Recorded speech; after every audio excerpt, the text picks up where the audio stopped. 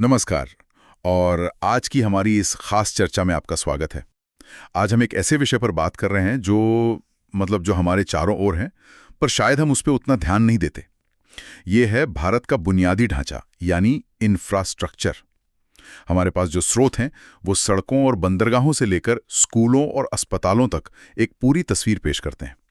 तो चलिए आज इस विषय की परतों को खोलते हैं और समझते हैं कि ये किसी देश के विकास की नींव कैसे रखता है।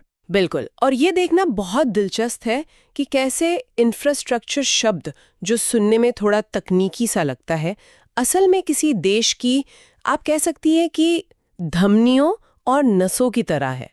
आज हम इसी सिस्टम को समझने की कोशिश करेंगे, हार्ड और सॉफ्ट दोनों पहलुओं पर। ठीक है, तो चलिए यही से शुरू करते हैं। जब हम कहते हैं हार्ड और सॉफ्ट इंफ्रास्ट्रक्चर, तो इसका असल में मतलब क्या होता है? देखिए, इंफ्रास्ट्रक्चर को दो मुख्य हिस्सों में बांटा जा सकता है। पहला है हार्ड इंफ्रास्ट्रक्चर।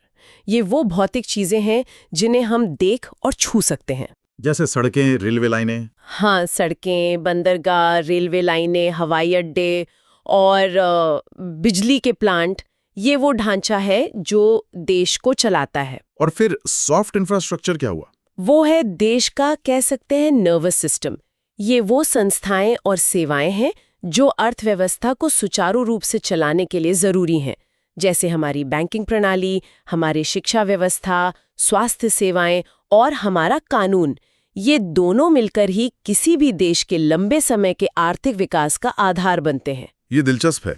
और भारत में तो ऐतिहासिक रूप से ये सारा काम ज्यादातर सरकार ही करती आई है, लेकिन हमारे स्रोत बताते हैं कि अब इसमें एक बड़ा बदलाव आ रहा है ना? हाँ, बिल्कुल। अब पब्लिक प्राइवेट पार्टनरशिप यानी पीपीपी मॉडल को ज्यादा अपनाया जा रहा है। पीपीपी मॉडल मतलब सरकार और निजी कंपनियां मिलकर प्रोजेक्ट करती हैं। जी। और साथ ही national investment and infrastructure fund यानी NIIF की भी स्थापना की गई है। इसका मकसद है कि देश में इंफ्रास्ट्रक्चर फाइनेंसिंग को और बेहतर बनाया जा सके। अच्छा, तो यहाँ से बात और भी दिलचस्प हो जाती है।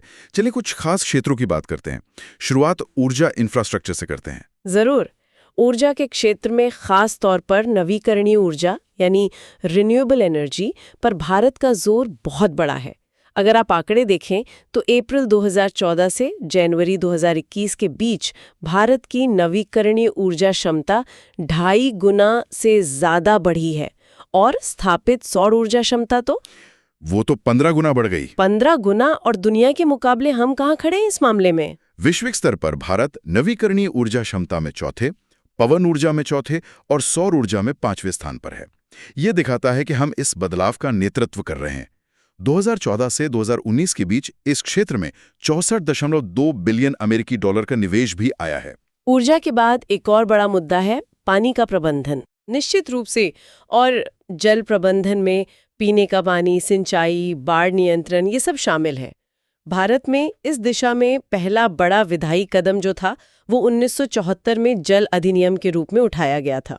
अच्छा, और कनेक्टिविटी का क्या मतलब? कम्युनिकेशन इंफ्रास्ट्रक्चर में क्या हो रहा है? वहां भी सरकार ने कई पहल की हैं, जैसे दूर संचार क्षेत्र में FDI की सीमा बढ़ाकर 100% कर दी गई है। इलेक्ट्रॉनिक्स मैन्युफैक्चरिंग के लिए प्रोडक्शन लिंक्ड इंसेंटिव यानी PLI स्कीम शुरू की गई है। PLI scheme? हाँ। और एक बहुत ही महत्वाकांक्षी प्रोजेक्ट है नेशनल ऑप्टिकल फाइबर नेटवर्क या NOFN। हाँ, इसका जिक्र है। इसका लक्ष्य क्या है? इसका लक्ष्य है 2.5 लाख ग्राम पंचायतों को ब्रॉडबैंड से जोड़ना। 2.5 लाख? वाह! तो इसका मतलब है कि ई-हेल्थ, ई-एजुकेशन जैसी सेवाएं गांव तक पहुंच सकेंगी। बिल्कुल, यही इसका मकसद है। अब आते हैं सबसे बड़े हिस्से पर, परिवहन इंफ्रास्ट्रक्चर। यहाँ जो बात ध्यान खींचती है वो है विकास का पैमाना, जैसे स्वर्णिम चतुर्भुज, दिल्ली मेट्रो और कई हवाई अड्डों पर PPP प्रोजेक्ट्स इसके अच्छे उदाहरण हैं। और स्रोतों में 2 बड़ी योजनाओं का खास जिक्र है। एक है भारतमाला परियोजना। हाँ, भारतमाला परियोजना जो $100 बिलियन से ज्यादा के निवेश के साथ भारत का सबसे बड़ा इंफ्रास्ट्रक्चर निवेश कार्यक्रम है। और दूसरी और शायद सबसे अहम PM गतिशक्ति योजना है। PM गतिशक्ति, ये क्या है? ये सुनने में काफी क्रांतिकारी लगता है। ये एक नेशनल मास्टर प्लान है। इसे ऐसे समझिए कि ये एक डिजिटल प्लेटफॉर्म है जिसके जरिए रेलवे और रोडवे समेत 16 मंत्रालयों को एक साथ लाया जाता है। इसका मकसद है कि योजनाओं को बेहतर तरीके से बनाए और लागू किया जाए। ताकि तालमेल बेहतर हो और काम जल्दी हो। बिल्कुल, ताकि इंफ्रास्ट्रक्चर के विकास में तेजी आए और यात्रा का समय भी कम हो। तो इसके तहत कुछ ठोस लक्ष्य भी रखे गए होंगे? हाँ, बिल्कुल। जैसे 2022-23 में राष्ट्रीय राजमार्ग नेटवर्क को 25,000 किलोमीटर तक बढ़ाना। 25,000 किलोमीटर एक साल में? जी। और कवच तकनीक के तहत 2,000 किलोमीटर रेलवे नेटवर्क को लाना। अगले 3 सालों में 40 नई वंदे भारत ट्रेनें बनाना। वंदे भारत ट्रेनें तो काफी चर्चा में है। हाँ, और पर्वतमाला कार्यक्रम के तहत रोपवे विकसित करना भी इसका एक हिस्सा है। तो इन सब का मतलब क्या है? मतलब ये सब कंक्रीट, स्टील और तारें आखिर किसके लिए हैं? चलिए अब इसे लोगों से जोड़ते हैं, यानी सामाजिक बुनियादी ढांचा। बिल्कुल सही। सामाजिक बुनियादी ढांचा यानी स्वास्थ्य, शिक्षा, आवास जैसी सेवाएं। ये सीधे तौर पर मानव विकास से जुड़ी हैं। अगर हम आज़ादी के समय से तुलना करें तो तब साक्षरता दर सिर्फ 17% थी और औसत जीवन प्रत्याशा बस 32.5 साल। आज सरकार का सामाजिक सेवाओं पर खर्च सकल घरेलू उत्पाद का लगभग 9% हो गया है। तो शुरुआत स्वास्थ्य से करते हैं। महामारी ने तो इस क्षेत्र की अहमियत हम सबको समझा दी है। हाँ, महामारी ने स्वास्थ्य क्षेत्र की कमजोरियों को उजागर किया, लेकिन अब इस पर जोर काफी बढ़ रहा है। 2017 की राष्ट्रीय स्वास्थ्य नीति का लक्ष्य है कि 2025 तक स्वास्थ्य खर्च को जीडीपी का 2.5% तक बढ़ाया जाए। और इस दिशा में कोई बड़ी योजनाएं? इसमें 2 बड़ी योजनाएं हैं। पहली है Ayushman Bharat health infrastructure mission, जिसे पीएम अभिम भी कहते हैं। इसके लिए लगभग 64,180 करोड़ रुपए का बजट है। और दूसरी है आयुष्मान भारत डिजिटल मिशन या एबीडीएम। इसका उद्देश्य है देश का एक एकीकृत डिजिटल स्वास्थ्य बुनियादी ढांचा बनाना। मतलब एक तरह से हर नागरिक की एक डिजिटल हेल्थ आईडी। हाँ, आप ऐसा कह सकती हैं। अच्छा, और शिक्षा के क्षेत्र में क्या हो रहा है? शिक्षा तो किसी भी देश के विकास के लिए बहुत महत्वपूर्ण है। 2002 में शिक्षा के अधिकार को मौलिक अधिकार बनाया गया था और हाल ही में सरकार ने नई राष्ट्रीय शिक्षा नीति 2022 की घोषणा की है। हाँ, इसकी काफी चर्चा हुई थी।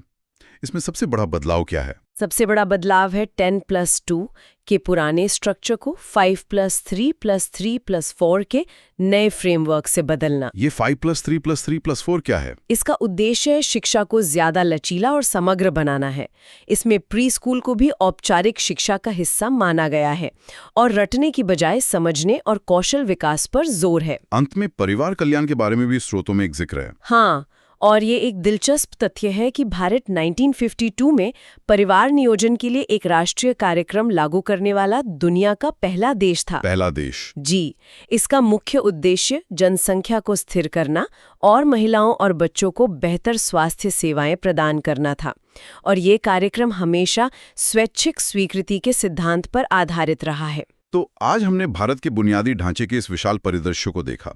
एक तरफ पीएम गति शक्ति जैसी हार्ड इंफ्रास्ट्रक्चर की बड़ी योजनाएं हैं, तो दूसरी तरफ आयुष्मान भारत मिशन जैसे सामाजिक इंफ्रास्ट्रक्चर को मजबूत करने की पहलें। अगर हम इसे बड़ी तस्वीर से जोड़कर देखें तो ये स्पष्ट है कि इंफ्रास्ट्रक्चर, चाहे वो भौतिक हो या सामाजिक, केवल कंक्रीट और नीतियों के बारे में नहीं है।